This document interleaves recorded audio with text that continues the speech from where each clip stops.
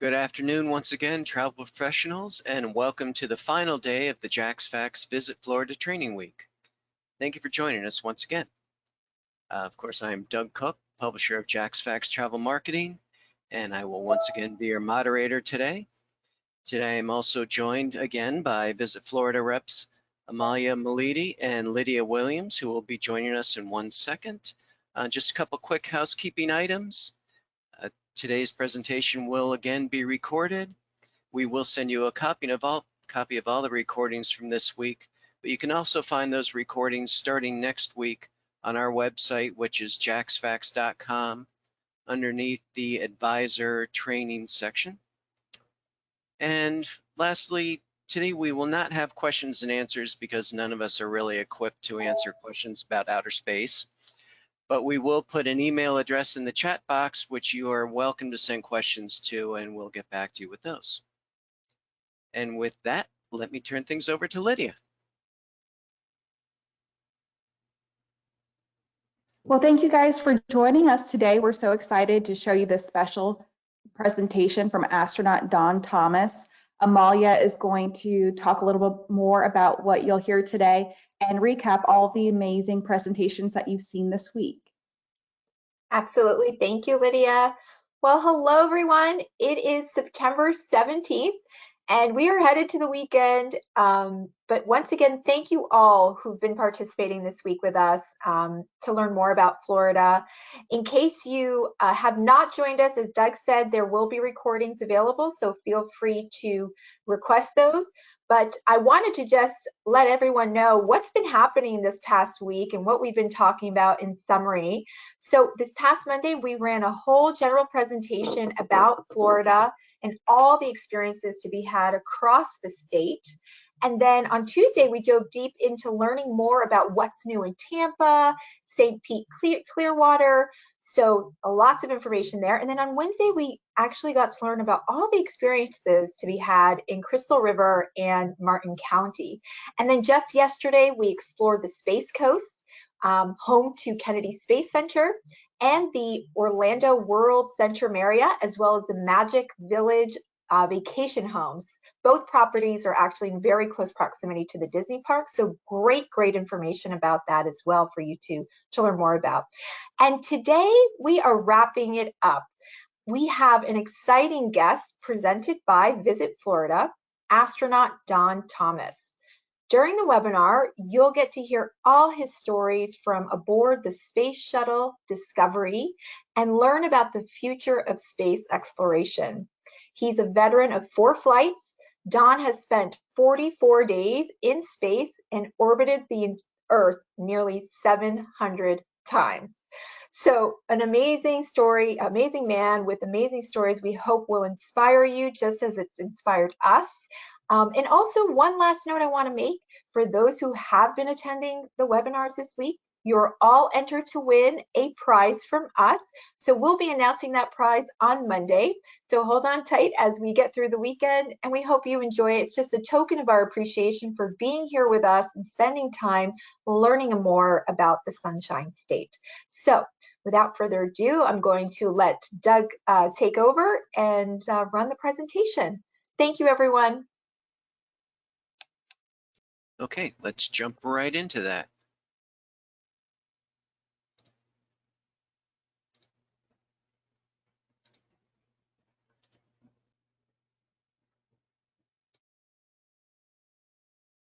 Good afternoon, everybody. I'm really excited to be with you today. I left NASA about 13, 14 years ago, and a few times every year I go down to the Kennedy Space Center. I'm one of the astronauts that are there, 365 days a year. We've got crew members there, and I always enjoy coming down there, both to visit the facilities, to see the history there, to return to the place where I launched to space. And I also love coming there because I like the idea of inspiring that next generation. And that's really an important part of what we do at the Kennedy Space Center Visitor Complex.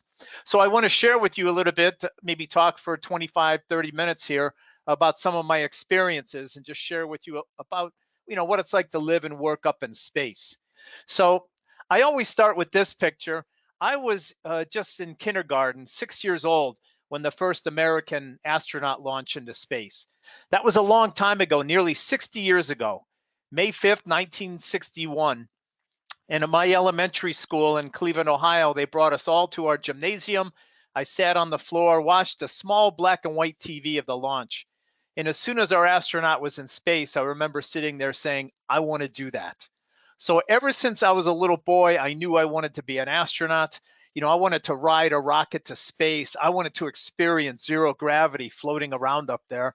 So I always knew what I wanted to do, but I wasn't quite sure, well, how do you become an astronaut? We only had 7 American astronauts at that time, and I didn't know any of them. But the one thing I recognized early on was it was going to be difficult. You know, there was a lot of competition. Thousands of people apply to be astronauts, and a small handful are selected. So I knew as a young boy, my only shot of ever making it to space would have to involve me working hard and doing my best in school. And that's what I did every day in all my subjects, in math and science, but reading, art, history, music, gym, whatever I worked on, I gave it my best effort. After high school, I went on to college, got my bachelor's degree in physics, one of the sciences. And that's the minimum degree. You need to become an astronaut, a 4-year college degree in math, science, engineering, or the medical field. But again, I knew the competition was going to be tough. So I stayed in college and I got my master's and my doctorate in engineering. So after nearly 10 years of college, I got out. And it was at this point I started applying to NASA to become an astronaut. Now, NASA selects new groups of astronauts every 3 or 4 or 5 years. They'll pick a small group of 10 or 15, depending on their needs. And 2 years after I got out of college, NASA put out that announcement. They needed new astronauts. I was all excited. I wrote to them. I got the application form, filled it out, sent it in. And with great anticipation, they turned me down. They said, no, thanks. I was surprised, but I didn't give up. 2 years later, there was another astronaut selection. I tried a second time, same result. They turned me down. And at this point, I thought, you know, my grandmother and I have the same chance of becoming an astronaut. That chance was 0. I wasn't even getting close in the competition. So I studied carefully the backgrounds of the people that were successful getting into the program to see what do they have that I don't have? Like, what am I missing? And I learned a few things. I learned that, you know, flying experience was really important. It wasn't a requirement, but it really seemed to help. So I started taking flying lessons and I got my pilot's license. I also noticed most of the astronauts that they selected had some parachuting or skydiving experience. So I learned to do that. And I taught a university course. That seemed to be experience NASA was looking for. So I worked on those activities. 3 years later, another astronaut selection. I sent my application in. And this time NASA called me up and they invited me down to the Johnson Space Center in Houston, Texas for a week of medical testing and an interview. And out of the thousands of people that apply, NASA will select 100 individuals. They bring you to Houston and you spend a full week on a really thorough medical exam. And then there's a 1-hour interview. So I passed all the medical exams, went on to the interview. That went extremely well. And I just sat back and waited. And it was, you know, feeling pretty confident about all this because NASA was doing a security background check on me at the time. And I got a call about 2 months ago or 2 months later, and they said, Don, thank you very much for applying. We had a lot of good candidates. We didn't select you, but good luck in the future. And I hung up that phone and I was just so disappointed, devastated. I thought I had made it in that time, but here they turned me down. And I felt like giving up on this. You know, I worked hard. I was 32 years old at this point and applied 3 times, but clearly NASA didn't want me. And I thought, I'll go to bed, get a good night's sleep. And then in the morning when I wake up, I'll put together a new plan for my career that did not involve being an astronaut. Well, I went to bed that night. The next morning when I woke up, the very first thought that popped into my head was, I still want to be an astronaut. So I moved down to Houston, Texas, got a job as an engineer at the Johnson Space Center, working on the Space Shuttle program. Did that for 3 years. Then there was another astronaut selection. Sent my application in. I got called up for the medical testing and interviews once again. And then about 3 months later, I got another phone call from NASA. And this time they said, Don, are you still interested in being an astronaut? Because we'd like to offer you the job. I said yes. I hung up the phone. And for the next 10 minutes, I was jumping up and down, yelling and screaming because I knew I made it into the program. I would be going into space. I was 35 years old when I got that call, and I started a 4-year training program for my first flight. So the first time I made it to space, I was 39 years old. So it took me a while to get there, but all that hard work really paid off for me. And I went on to fly 4 times on the space shuttle. This is the crew from my last flight, and the last time I was in space was 24 years ago already, aboard Space Shuttle Columbia. We've got 7 astronauts, 2 of them military pilots in the front row with the helmets to help us fly the shuttle. On the left-hand side with the helmet is our commander, Jim Halsell. He was an Air Force test pilot. On the right-hand side with the helmet is our pilot. Her name is Susan Still. And Susan was a pretty unique individual. She's only the 2nd woman to pilot the space shuttle. And Susan's one of our Navy's top fighter pilots. So it was really a great opportunity for me to fly with Susan. And then you probably don't recognize that guy on the far right-hand side, but that's me the way I looked 24 years ago before gray hair, wrinkles, and a few pounds around the middle. And out of this crew of 7, there's 4 of us on the crew that are frequent visitors down at the Kennedy Space Center Visitor Complex. There's the space shuttle on the launch pad. This is pad 39A at the Kennedy Space Center. And I went out there the night before my first mission. Was out there about midnight or so, and it was so incredible just to stand there at the base of the space shuttle, looking up at it and just staring up at, the shuttle against the pitch black sky with all those bright lights on it. And as I stood there gazing up at it, I had incredible butterflies in my stomach. A little piece of me was scared. A little piece of me was nervous. But my main emotion was one of great excitement because I knew 12 hours from when I'm taking this picture, I'm going to be sitting in the nose of the shuttle there blasting off. And I almost couldn't believe where I was and what I was about to do. Well, they bring us out launch morning about 3 hours before liftoff. And there I am in my spacesuit just outside of Space Shuttle Columbia. They strap us into our seat one at a time. So I'm just hanging out here. When it's my turn, they'll call my name and say, "Hey, Don, we're ready for you." I'll turn that corner to the left, walk down an access arm, and at the end of it there, you see a round hatch or door for the shuttle. Before I climb inside, these 2 gentlemen in the white suits help me put on a parachute. We'll get the helmets on, gloves on. Once everything's all set, I get on my hands and knees, crawl through that hatch, and there's a few people there to help strap us into our seats. We're laying it down on our backs for launch. We've got shoulder harnesses and seat belts on. They strap us in good and tight because there's a lot of shaking and vibration during launch. You don't want to bounce out of your seat and hurt yourself or damage any equipment. So they strap us in nice and tight. Once that's all done, everybody moves away from us about 3.5 miles. And it gets very quiet inside the shuttle up until 6 seconds before liftoff. At that point, 3 big engines at the tail of the shuttle start coming up to full power. And 6 seconds later, we light those 2 big white side rockets called solid rocket boosters. And the instant they light, boom, immediately you take off. And laying on my back in my seat, I could hear the roar of the engines. I could feel the shaking and vibration going on. And right at that moment of liftoff, I felt a push in my back. And it felt to me just like somebody had their hand right in the middle of my back, just pushing me up into the sky.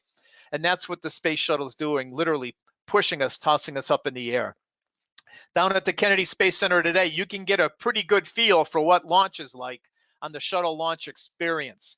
They'll strap you into your seat, it'll rock and roll, you'll hear the roar of the engines. I tell people the only difference between the shuttle launch experience and the real mission to space is that fear factor. I'm never afraid when I'm down at the Kennedy Space Center now on the shuttle launch experience. But we launch, and then 8.5 minutes later, the engine shut down, it's perfectly quiet, and we're in space. It only takes 8.5 minutes to get to space. That was always amazing to me. And in 8.5 minutes, we're 200 miles above the Earth. And at this point, we're traveling at a speed of 17,500 miles an hour. That turns out to be 5 miles a second. So imagine getting from Orlando to the Kennedy Space Center in only about 10 seconds and no stopping at the toll booths there. So we go so fast that we orbit the Earth. We go all the way around in only an hour and a half. This is Chaki Mukai, the first Japanese woman in space, and I flew with her on my first mission. And in space, you don't walk around like we're used to doing here on Earth. To move around in space, it's just a little push with your finger, and you go sailing through the air like Superman or Superwoman. You start spinning in space, doing a somersault, and you'll go round and round all day until you get tired and you reach out to stop yourself. So we have a lot of fun just floating around in space. This is Susan, our pilot, on my last flight, and she's typing on a laptop computer there. And I want to point out one feature. She's got her toes hooked on that vertical gold pole. And the reason she's doing that, if she didn't pinch that bar with her toes, every time she hit the keyboard on the computer, she would bounce off and go in the opposite direction. But just pinching it a little bit, she can stay in position, float in the air, and type on the computer all day long. And in space, there's no up or down. I think we pretty much agree which way is up and which way is down here on Earth. But in space, there is no up or down. And here on Earth, if you stand on your head, all the blood rushes to your head because of gravity. Well, that doesn't happen in space. In space, you go upside down, you feel totally normal. And in space, wherever your head is pointed, that direction is up for you. Wherever your feet are pointed, that's down. So this is Nancy and Kevin on my second flight. Nancy's looking at Kevin saying, "Hey, Kevin, you're upside down." Well, Kevin's looking right back at her saying, "No, you're upside down." In his little world, she's the one that appears to be upside down. So you never feel like you're upside down in space. It's everybody else in the room. Now in space, our food is all freeze-dried. It's not the most delicious, as you can probably guess, but these are some of the examples of it. This is fully cooked food. They freeze it, remove all the moisture, dry it out, and vacuum pack it in these small plastic containers. Once we get to space, we bring it to a food station, a needle poke in there, and we can inject hot water, cold water, whatever you want, and that dry, hard food will soften up, and after 3 or 4 minutes, it's ready to eat. So I tell people the food is okay. I would never go to a restaurant that was serving space food, but it's okay for your trip to space. And here's our food station on board the space shuttle where you add water to the freeze-dried food. Now, exercise is really important in space. As we walk around all day, we're using our leg muscles, fighting gravity, you're carrying groceries and other things, always using your muscles. While in space, we're just floating around all day. And everything is weightless up there. I can lift your car with one finger in space. So we don't use our muscles, and it's very important exercise. We had a bicycle we'd ride every day on board the space shuttle for about 45 minutes a day. Get your heart muscle going, get your leg muscles working so that when you come back to Earth at the end of the mission, you're still in good shape. Sleeping's a little unusual in space. The inside of the shuttle is pretty small, maybe the size of your kitchen at home, and we didn't have dedicated bedrooms. So when it was time to go to bed, we would just take a sleeping bag, attach it to the wall, and then you float up there, slip inside, zip it up, and you go to bed. We wear the dark eye shades that you see in this picture because we go around the Earth every hour and a half. And we get 45 minutes of daylight, 45 minutes of nighttime. If you don't want the sun coming in your eyes all the time, you need to wear the eye shades there. And for cleaning up in space, we don't have a bathtub, we don't have a shower, we don't even have a sink like you have in your kitchen or bathroom at home. So when it comes time to clean up, we have some of our drink bags that we drink out of, and instead of having powdered juice in them like Tang, a few of these bags will have powdered soap. So we can add hot water, mix up a bag of hot soapy water, we just put it on a washcloth and give ourselves a sponge bath. For washing our hair, we've got a special shampoo that you see here called No Rinse Shampoo. And this stuff was developed for people in the hospital who can't get out of bed to take a shower. It's very easy to use, doesn't require any water. All you do is squirt some of it in your hair, you work up a lather, then you take a towel, pat it dry, and you're done. I took this picture. I love the bottom line on the bottle. It says, "For beautifully clean, full-bodied hair." And I want to share with you what that looks like in space. Here's Susan, our pilot, and anybody with longer hair, it's going to float all over. I'm not picking on Susan here. Even my short hair floats all over. And we say that every day in space is a bad hair day, and that's a pretty accurate statement. I want to share with you the granddaddy of all bad hair days in space. If you're ready for this one. This is Marcia Ivins. She flew on 5 space shuttle missions, had super long hair as you see here. She wouldn't leave it like this normally. Otherwise, for the rest of us, it'd be like scuba diving through seaweed. She'd put it in a ponytail, but just did this for the picture. And here you see our space toilet aboard the space shuttle. It's in a small closet area, very similar to an airline toilet. We've got a curtain that goes across the front like a shower curtain for privacy. And at the center of the picture there, you see a white toilet seat like our toilets on Earth. But here on Earth, we use gravity to collect the waste material, right? you could probably imagine what would happen in zero gravity in space. And we're not going to talk about that here this afternoon. But this toilet is like a porta potty. You may see at a football game or a construction site. And in the bowl part of the toilet, we have giant fans. And to activate the toilet, there's a little knob off to the side. You just push that knob. It activates these fans, and it sucks the air from the toilet seat downward. So we use that down rush of air to kind of act like gravity to keep waste material down, keep it from floating all over. And that's the secret of the space toilet. I want to share with you some pictures of the Earth. And whenever an astronaut has a free moment, we would float to the window to watch the Earth go by. I've got a map in my hand here. I'm trying to figure out where we are around planet Earth. And I'm looking out one of the windows towards the tail end of the space shuttle. And I took a camera right up to that window. I pressed it against a glass and took a picture so you can see exactly what my eyes are seeing. And this is the view you see out the back. And there you have the beautiful blue Earth from 200 miles above. All the blue in this image is the Pacific Ocean. The white areas are puffy clouds. That peninsula coming down from the upper right-hand corner, that's Baja California there. So my favorite part of this picture, if you look carefully at the bottom edge of the Earth, either to the right or to the left of the space shuttle, you may see a little thin, like a paper-thin blue line at the bottom edge of the Earth. And what you're looking at in that little blue line, that is our atmosphere. You know, on a nice sunny day in Florida where it's always sunny there, you look up at that blue sky and it looks like it goes on forever and ever. From space, we see the atmosphere edge on. And it looks just like you see here. It looks like a paper-thin layer. And it just makes you appreciate how fragile planet Earth is. Here's a hurricane. I saw many storms when I was up there. This was a big one over the Pacific Ocean, about 400 miles across. And we passed right over the center of the storm. That's called the eye.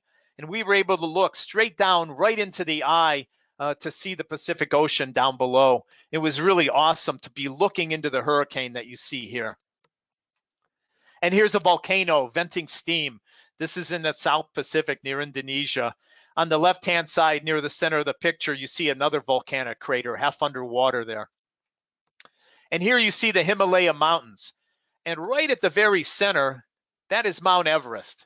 Now, I can sit here in front of you this afternoon and tell you without lying, I have seen the top of Mount Everest with my own eyes about 25 times during my missions. I call it the lazy man's way to see the top of Mount Everest. You know, so I've seen the top of Mount Everest many times. I've seen the Great Barrier Reef off Australia, the Amazon rainforest down in Brazil and South America. I've seen Mount Kilimanjaro, big volcanic peak in Africa poking up through the clouds. So many amazing sights around planet Earth. And here's a beautiful shot of Florida, the great state of Florida here. Just spectacular. Whenever we would fly over Florida, you'd have all the astronauts. We'd have our noses pressed up against the window looking out. And right there on the East Coast in Central Florida, there is a Kennedy Space Center. Always one of the favorite views for the astronauts. I remember on my first mission, we were just about an hour and 20 minutes into the mission, and I looked out the window and I saw Tampa Bay. So I knew we were coming up on Florida. So I stayed at the window, and 2 minutes later, we're passing over the Kennedy Space Center. And I said to myself, wow, I can't believe this. I have just been around the Earth in an hour and a half, and I knew my family was still stuck in traffic down there waiting to get back to their hotels in Cocoa Beach. And if you like nightlife, if you're looking for a nightlife, you got to come to Florida here. This is the view from space of Florida. And let me put a few cities in here just to show some of the great destinations from, Jacksonville, Daytona, Orlando, Kennedy Space Center, Miami, and then on the West Coast, Tampa, St. Pete, Sarasota, Cape Coral, Naples. Those are just some of the many great, great cities in the state of Florida. You can even see part of the Keys there at the very bottom right-hand corner of the picture, but just spectacular. Great nightlife down in Florida. And here you see a sunrise from space. Because we go around the Earth every hour and a half, we see 16 sunrises and 16 sunsets every 24-hour day up there. And they're all spectacular. I would try to catch as many of these as I could every day in space. Well, at the end of the mission, it would be time for us to come home. We'd fire 2 engines at the back of the shuttle, and it would slow our speed down just a few hundred miles an hour. But we would begin our fall back to Earth, and about 55 minutes later, we would end up landing right back at the Kennedy Space Center, just a few miles from our launch pad. Touching down like an airplane, we would deploy a big drag parachute out the back and then put the brakes on and just roll to a stop. And then we just sit in our seats and wait for them to open the hatch. And typically it would take them about an hour before they'd open the hatch and we could get out. When you first come back from space, you feel like you weigh about 1,000 pounds because you've been floating around weightless for 2 weeks. And then suddenly you come back to this pull of gravity. And it just felt so heavy for me. You know, my arms were heavy, my legs were heavy. I was a little dizzy when I got back. And it took a day or so for that dizziness to go away, and maybe a week or so to get your muscle strength back. And then you're pretty much back to normal. So this picture was taken 2 hours after I landed on my first flight. That's me there on the left. On the right-hand side is my commander, Bob Cabana, who's currently the center director at the Kennedy Space Center. And after we took this picture, I turned around, I looked up at Columbia, and I thought, what an amazing vehicle this is. You know, this was my house in space for 2 weeks. This thing protected me from that fiery reentry coming in through the atmosphere. And then one of the next thoughts that popped into my head was, I got to do this again. It's like going on one of those great, going to one of the attractions in Orlando or elsewhere in Florida. You're on one of those great roller coasters and you get off the ride and immediately you want to run around, get back in line and do it again. And that is exactly how I felt. As soon as I landed on my first mission, I thought, I got to do this again. And I went on to fly a total of 4 missions. So the space shuttles, they're all retired. You know, 10 years ago was the last mission of our space shuttles. And today you can see them in museums, and down at the Kennedy Space Center, we have Space Shuttle Atlantis. And you could get closer to Atlantis than I am to Columbia here. You know, you can almost reach out and touch it. We ask people not to do that, but you can get that close to it to really get a good view of, you know, how huge the Space Shuttle is. And Atlantis flew on 33 missions. And you can see the discoloration, you know, the burning, you know, as it's coming in through the atmosphere. It's quite emotional, you know, moving to see these in person. Today, we still have the International Space Station orbiting overhead, about 250 miles up. We currently have 7 astronauts on board, 4 Americans, 2 Russians, and then a Japanese astronaut. And just in November, we had the Falcon, SpaceX's Falcon 9 Crew Dragon launched from the Kennedy Space Center, from the same launch pad that I launched on, from the same launch pad that Neil Armstrong launched to the moon back in 1969. We're launching astronauts today via SpaceX up to the International Space Station. And today, NASA's working on a brand new rocket called the Space Launch System, SLS. These will be the biggest, most powerful rockets ever built and launched. And instead of flying our astronauts in space shuttles, they'll be in capsules called the Orion. Our first test launch of this new rocket is called the Artemis One Mission, and the first test launch is about a year away. And what NASA's going to do on that mission, they're going to launch it unmanned, so no astronauts on this first flight. They're going to send it to the moon, orbit the moon for 2 weeks, and come back to Earth. And if everything works well on that first flight, we're going to put astronauts on the very next mission, Artemis 2, and send them in orbit around the moon. And then in 2024, so we're talking just 4 years from now, we're going to do the Artemis 3 mission. And that is going to land 2 astronauts down at the South Pole of the moon. 50 years ago, we landed 12 Americans on the moon. They were all men. And this mission, just 4 years away, we're going to land the first woman on the moon and also the next man. You know, just 4 years away from the first woman on the moon, I think that's incredibly exciting. I know I'm going to be one to be down at the Kennedy Space Center to watch that launch as they leave for the moon. So where are we going with these new rockets and, you know, capsules? I mentioned the moon. We'd also like to visit the asteroids, and we're looking at that red planet Mars out there. And this is an artist's drawing of a mission to Mars. About 20 years from now, we hope to land astronauts on the surface of Mars. And here you see the landing craft, and just to the right of it, you see the shadowy figure, the first 2 humans to set foot on Mars. And those 2 astronauts you see in this image, it's not this generation of astronauts. Those 2 astronauts you see walking on the surface of Mars are these astronauts. These are the young students that visit us at the Kennedy Space Center Visitor Complex. And, you know, we have our Lunch with an Astronaut program there. where we get to meet them and share our experiences. And these are our next generation of scientists, engineers, technicians, and astronauts. And this picture just takes me back to that very first picture I showed you of me as a little boy. This is what we do at the Kennedy Space Center. We inspire that next generation.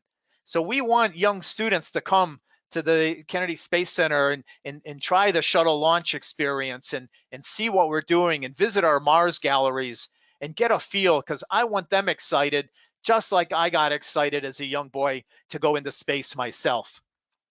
And we always tell these students, we need you.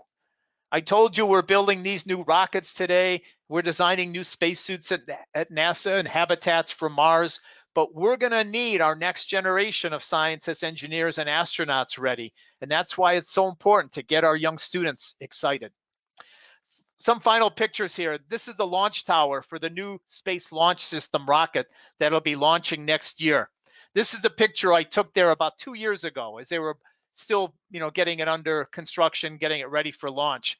And down in the lower left-hand corner there, you see a banner on the launch platform, and it says, "The journey to Mars begins here."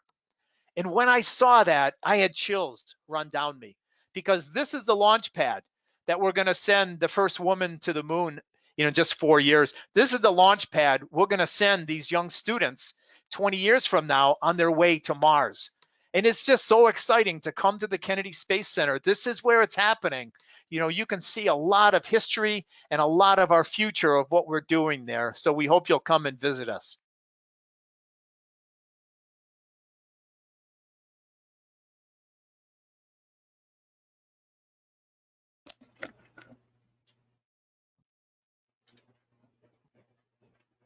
Wow, that was fantastic.